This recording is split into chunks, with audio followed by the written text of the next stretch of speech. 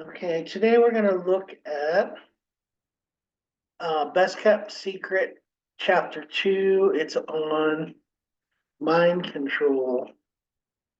Okay, so let me find it, first of all. Okay, there it is. All right, let me try this again. Share screen, share sound. Always share sound. Okay, I made that mistake a few times.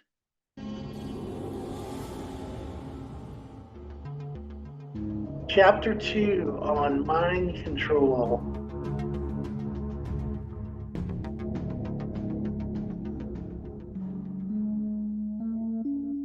Breaking news. Governments are corrupt. They lie to their people, steal from their people, and occasionally kill them. As Americans, we tend to believe this about other governments, but rarely, if ever, our own. One of the most glaring examples of just such violations of American constitutional principles occurred during the height of the Cold War under the moniker MKUltra. It was perhaps the most famous of the CIA mind control programs that engaged 80 institutions, including universities, hospitals, prisons, foundations, and pharmaceutical companies. The experiments were conducted on unwitting U.S. citizens, sometimes leading to permanent mental damage and even death. But here's the kicker. When the operation was finally exposed by Congress in the 1970s, the CIA had already destroyed the vast majority of the documentation on what they had actually done. The senators seemed unimpressed. Perhaps it was because they already knew too much.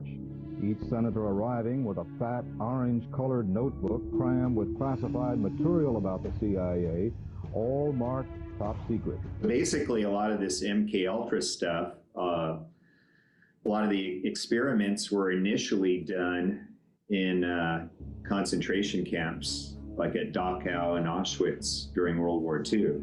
And so we happened to get quite a few of these doctors and scientists in the United States to kind of help solidify these mind control programs, as well as programs involving chemical, biological warfare. In 1995, I believe, there was a presidential committee hearing that was headed by a psychiatrist from New Orleans. Her name was Valerie Wolf. As a therapist for the past 22 years, I have specialized in treating victims and perpetrators of trauma and their families. When word got out that I was appearing at this hearing, nearly 40 therapists across the country, and I had about a week and a half to prepare, contacted me to talk about clients who had reported being subjects in radiation and mind control experiments. The consistency of people's stories about the purpose of the mind control and pain induction techniques such as electric shock, use of hallucinogens, sensory deprivation, hypnosis, dislocation of limbs, and sexual abuse is remarkable. And if you go back to the Catholic Inquisition, that obviously similarly very well organized. We don't have the exact count, but hundreds of thousands of people burned at the stake, driven by an ideology, all in the service of God and so on. Between the years of 1957 and 1984, I became a pawn in a government scheme whose ultimate goal was mind control and to create the perfect spy, all through the use of chemicals, radiation, drugs, hypnosis, electric shock, isolation in tubs of water, sleep deprivation, brainwashing, verbal, physical, emotional, and sexual abuse. And that was true. The last witch was burned at the stake in Scotland in 1797. But then what happened was it got secularized, and the authority and the control got transferred to the mental health field. And instead of being witches, these are now a bunch of hysterical women with false memories and false accusations. To emphasize his point, look no further than the World Federation for Mental Health, whose director at its founding in 1948 was the UK's psychological warfare head, John Rawlings Rees, of the Tavistock Institute in England. Tavistock has a long history of mind control, since its origins in studying shell shock and traumatized World War I veterans. Before taking over the World Federation, Rees had written, "Public life, politics, and industry should all of them be within the psychiatrist's sphere of influence. We have done much to infiltrate the various social organizations throughout the country. We have made a useful attack on a number of professions, the teaching profession and the church." I think we must imitate the totalitarians. Let us all, therefore, very secretly, be fifth columnists. It wasn't a theory anymore if mind control existed or research was being done. A lot of people knew that. Point is, it was operational. They were using it, hence the word, operational mind control. And of course, out here, I was crazy and alone. Nobody knew about this. Nobody believed this. But the closer I got to D.C., the more people knew about it. And you'd meet somebody in D.C. and what are you doing here? And you say, well, I'm doing research for the National Technical Information Service and on mind control and hypnosis and drugs and interrogation and everything. Oh, you're talking about erasing people's memories, somebody would say. And the guy across the street mowing his lawn over there, he's one of them, So it was like everywhere in Washington. Walter Boert became a figure in the 1960s counterculture when he founded the East Village Other, a newspaper that gave voice to Allen Ginsberg, Abby Hoffman, Marshall McLuhan, and Timothy Leary. Leary introduced Boert to Peggy Mellon Hitchcock, an heiress to the Mellon family, and Billy Mellon Hitchcock, who was bankrolling the Brotherhood of Eternal Love, a mass distributor of Leary's and the CIA's drug of choice, LSD. Boert soon found himself investigating something that wouldn't be exposed to the public until the 1975 Church Committee. There appears to be no report by the CIA to higher authority of the existence of these toxins or biological weapons. Eventually, we start doing the research as he did. He found out that this is far more insidious than he thought because of all the children that were missing. And in fact, that this was an inbred, long-term, generational operation where people would actually have children for the mere purposes of donating those children into what he referred to as the cryptocracy. And this was this hidden hand behind the orchestrators and the people that finance this country, the banks, the hidden hand that have been here in the very beginning. They're doing all this, and they're involved with the harvesting of our own children. I was born in 1956 in a generational Illuminati family. And tell us, what does that mean? So did your parents talk about this when you were young? They talked about their lineage and what was their belief system? Their belief system was basically the old religion of Molech, and it's a mind control religion. It's a religion based on ceremonial abuse of children in the programmable state from 1 to 7 years old. What Jay Parker is describing is often called monarch programming, intended to create dissociative states within traumatized youth. My father inadvertently hinted at it in his film Natural Born Killers. Now, one minute I'm walking with my mother, and all of a sudden, chest explodes. She hits the ground, right? And I'm just looking at her. Her forearm flies off, her hip explodes, and I'm not hearing any of these shots, right? Fucking boom! Chest explodes, right? When asked about Monarch being a sub-project of MKUltra, former CIA Director William Colby is alleged to have said that it was stopped between the late 60s and early 70s, but with no paper trail to prove its existence. I was not surprised by Michael Aquino's response when I asked him about Monarch. Were you ever familiar with the Monarch project, or so-called Monarch sub-project of MKUltra? Well, the Monarch program, as far as I'm concerned, is nothing more than an urban myth. With the background in the CIA's Phoenix program during the Vietnam War, which was centered around assassinations, torture, and psychological black operations, could Aquino be trusted to tell the truth? The producers of the Cook Report certainly didn't seem to think so. Army investigators here at the Presidio base in San Francisco have now formally accused him of ritually abusing young children from the base's daycare center. Indeed, one young girl says she was horribly abused by both Michael and Lilith Aquino at their nearby home. A U.S. Army chaplain made an accusation of child molestation centering on us at the Presidio of San Francisco at a time when my wife and I were living 3,000 miles away in Washington, D.C. But we have a copy of the police report, and the child appears to have identified you. That's not true. But as the police report shows, and the Aquinos know full well, the victim of that attack did identify them both as her abusers, to her parents, to her therapist, and to the Army. What's more, since that original disclosure, at least 5 other children have made identical allegations. Now, it's important to emphasize the fact that Colonel Michael Aquino actually sued the United States Army to take his name off of the Criminal Investigations Division's, CID's list of alleged child molesters from the Presidio scandal. And he lost.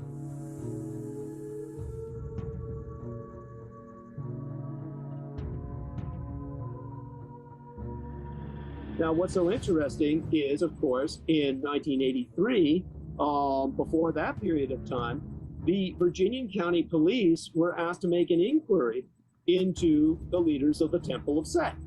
And they came up with some surprising facts. Aquino, of course, was an expert in the techniques of psychological warfare, a skill that was to prove useful to him in more ways than one. What happened was it was unveiled, and with what I already knew became public knowledge. He held a high-level international security clearance. He was on second to NATO, the North Atlantic Treaty Organization, and he was a member of the World Affairs Council. Now, what happened was the Virginian inquiry uncovered the fact that 12 other leading lights in the Temple of Set were U.S. Army intelligence officers. Aquino and his fellow intelligence operatives within the Temple of Set demonstrate a clear link between occultism, which means hidden knowledge, and mind war. Isn't that the very essence of magic, to manipulate the mind? To me, this is where the darkness comes from. This is the CIA's operations, Bluebird, Artichoke, MKUltra. These were cynical manipulations of human consciousness, disregarding any ethical or moral considerations. The idea of probing the human mind, probing the psyche, wiping out memories, replacing them with other memories, hypnotizing people, getting them to take certain types of psychotropic drugs, convincing them to commit, assassinations and then forget all about it, to carry out clandestine operations and then have no memory of it later. The Sorcerer's Apprentice, from Fantasia, all those brooms dancing and then suddenly getting out of control. That to me was what, these programs were like. You're actually causing initiatory states to take place. You're initiating people, but without the safeguards of initiation. How do you explain to people that this is something that is real in terms of the ritual abuse of victim that basically creates what's called multiple personality or dissociative identity, and how oftentimes these memories can be suppressed and they're not just false memories, essentially, as oftentimes the media labels it? So how have human beings treated human beings for the last 100,000 years, but particularly the last 100 years? So then it goes straight to Nazi Germany. That's obviously a very organized group of people. They murdered at least 6 million people. They tortured people. It was very systematic. They did all these medical experiments, and including these atrocious medical experiments on children. And these are like regular Caucasian, Western European, civilized people.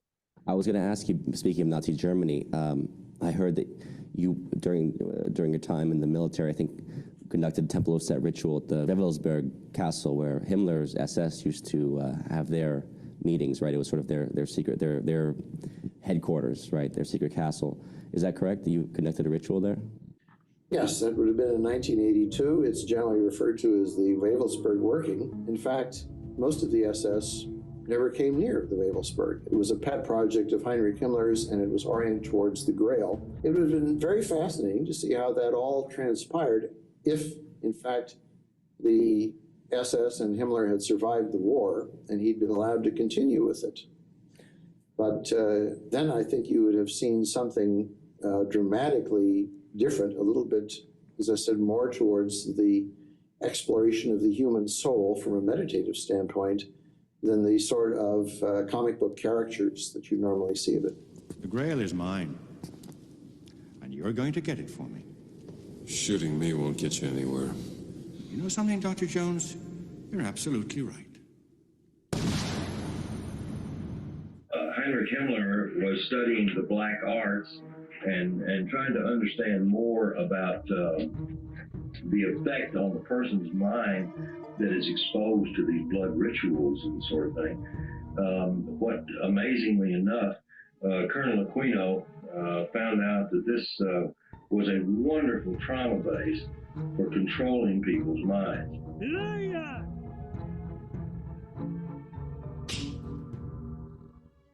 Aquino's admiration for Himmler, a man devoted to breeding pure Aryan supermen, can be understood by their shared fascination with occultism. Some have argued that the entire structure of Nazism was occult, rooted in myth, secretive hierarchy, and propaganda, mind control. After the war, many of those Nazi doctors, scientists, and intelligence officers were brought to work for the US government. In fact, the godfather of the CIA and of the MKUltra program, Allen Dulles, personally intervened to make sure Himmler's chief of staff was never prosecuted at Nuremberg. The tribunal sits in judgment upon 20 leaders of the Nazi Party.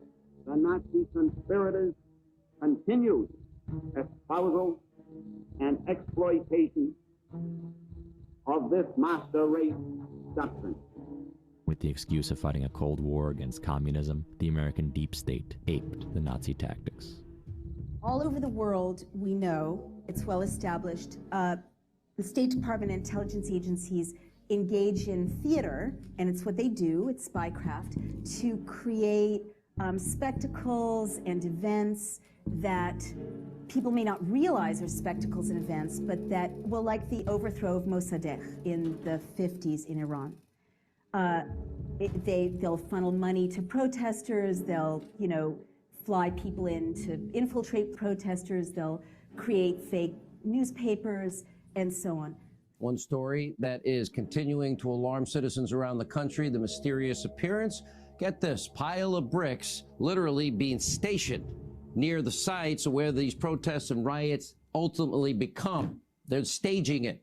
We know that infiltrators by the police, NYPD, they've been documented, or other police forces, dress up like people they're not and provoke violence. Why is it unthinkable that there might be spectacles that might drive an outcome in the news stream?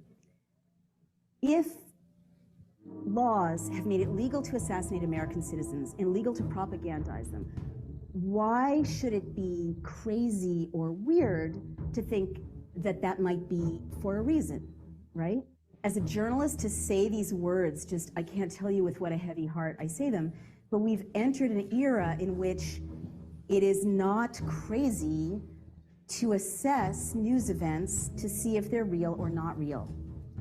And in the United States as well as overseas. And in fact, it's kind of crazy not to. Okay.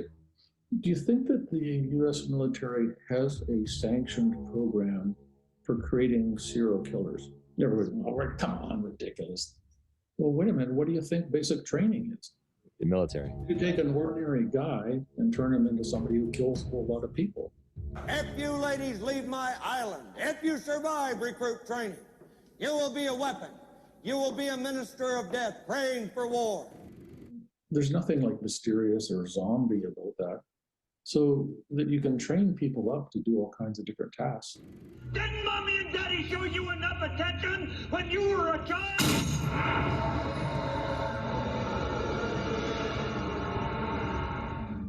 And then when you go to the CIA documents and other documents surrounding this guy, G.H. Esterbrooks, who was a professor at Colgate College in New York, describes in great detail, first published in 1943, last time he published this was 1971, on contract to the War Department in the Second World War, creating Manchurian Candidate, artificial multiple personality, and running them operationally.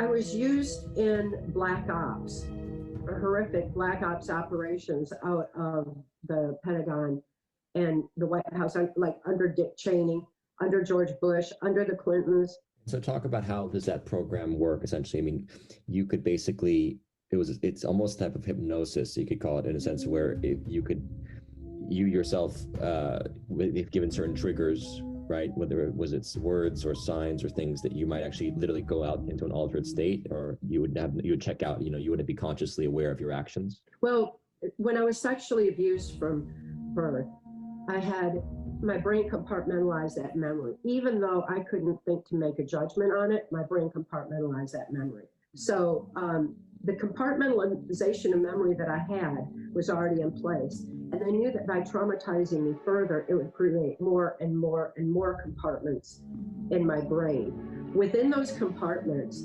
whenever trauma occurs, the brain photographically records events surrounding trauma. When a horrific accident occurs and people can see go back and see the license tags and, you know, whatever. It's the way our brains function, and they know this. So then when they would traumatize me or torture me and program information in, like a message to a different global leader. And then it was like sealed with a code word or a code theme. And then it was accessed on the other end accordingly. And this was how the groundwork for NAFTA was ultimately put into place. I was used heavily in that for the human trafficking and drug operations.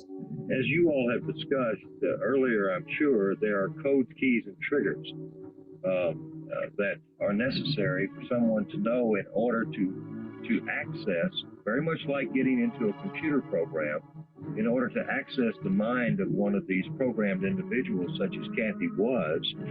But contained within the pages of this book was much more than codes, keys, and triggers. As a matter of fact, there were very few codes, keys, and triggers in here. What was important, though, were offshore bank account numbers, numbers of persons high up in politics, like Bill Clinton. And at the time that I got this book, Bill Clinton was only running for the office of president. After 1989, President Bush said, and it was a phrase that I often use myself, that we needed a new world order. I didn't realize that he had been destined to be placed in that office. If you look at the bits and pieces of her story, but if you just look at the pictures from Abu Ghraib at Guantanamo Bay, that's enhanced interrogation, but it's the same thing as mind control or brainwashing. So we just, again, sanitized the vocabulary. So yeah, Kathy O'Brien's story is, some of the details are little up there compared to most people's stories in terms of powerful politicians and so on being directly involved with her. But if you subtract off the powerful politicians part, hundreds, thousands of people have described these kind of things. There's a case in point where back around 1997, when I was living in Olympia, Washington, an MK Ultra survivor from Nebraska contacted me and asked if my wife and I could safe house this woman who was running away from the mob. You sleazy sons of bitches. Unless you play ball. God, you people work just like the mob. Yeah, there's no difference. And the mob was very much into this type of MK Ultra type programming. And I guess they had a deal with the government where they could sort of like timeshare these individuals because, you know, they were multifaceted. They could do a number of things. They could do drug running, prostitution, assassinations. So my wife and I actually helped this one woman, and this woman was allegedly involved in an assassination of Luis Donaldo Colosio, who was the presidential candidate of Mexico in 1994. And she had no memory the day before, the day of, the day after, but she has a lot of facts about what happened. And she has no idea why she has all this information stored in her head. It was just such a crazy time because we had all this surveillance around our house, cars parked in front, the dreaded black helicopters going over our house, hovering over to the house. So our house was shaking, and actual spotlights sometimes even coming onto our house. Basically, we're just saying that, you know, we're here. Now, for those having a hard time believing mob bosses and government officials share presidential models or sex kittens, remember Marilyn. Mr. President, the late Marilyn Monroe.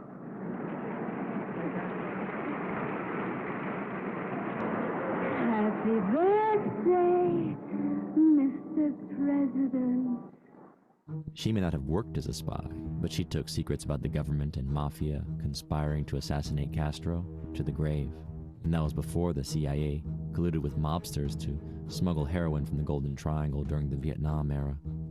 In the 80s, you could still expose these kinds of things on mainstream news, shows like Morton Downey Jr.'s. When you brought up the fact that you were going in to see General Kunsa, and that he indeed had been shipping and is shipping 1,200 tons of heroin every year into the United States of America.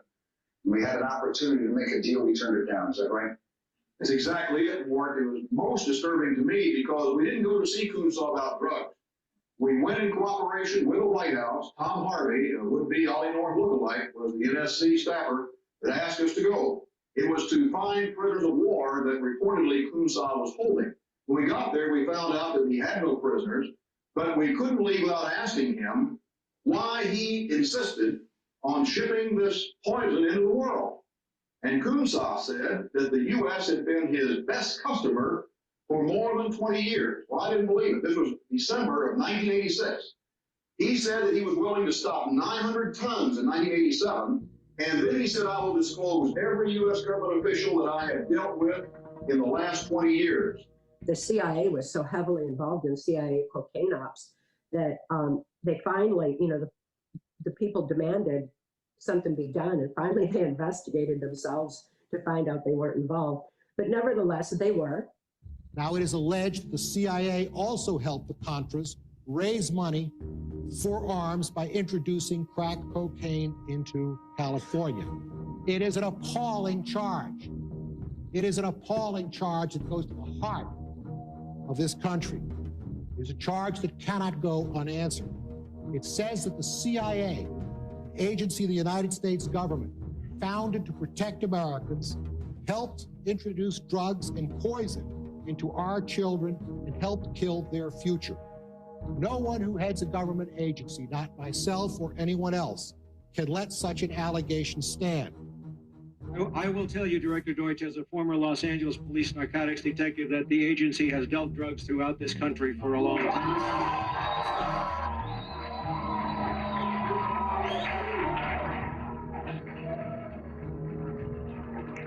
I was personally exposed to CIA operations and recruited by CIA personnel who attempted to recruit me in the late 70s to become involved in protecting agency drug operations in this country. But secret knowledge equals power.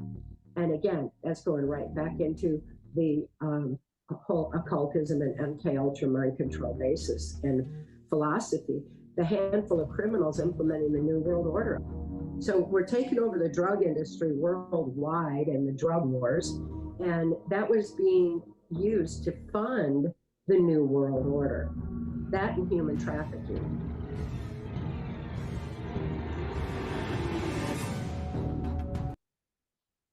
Okay, let's stop share. All right, we're going to look at chapter 3 next.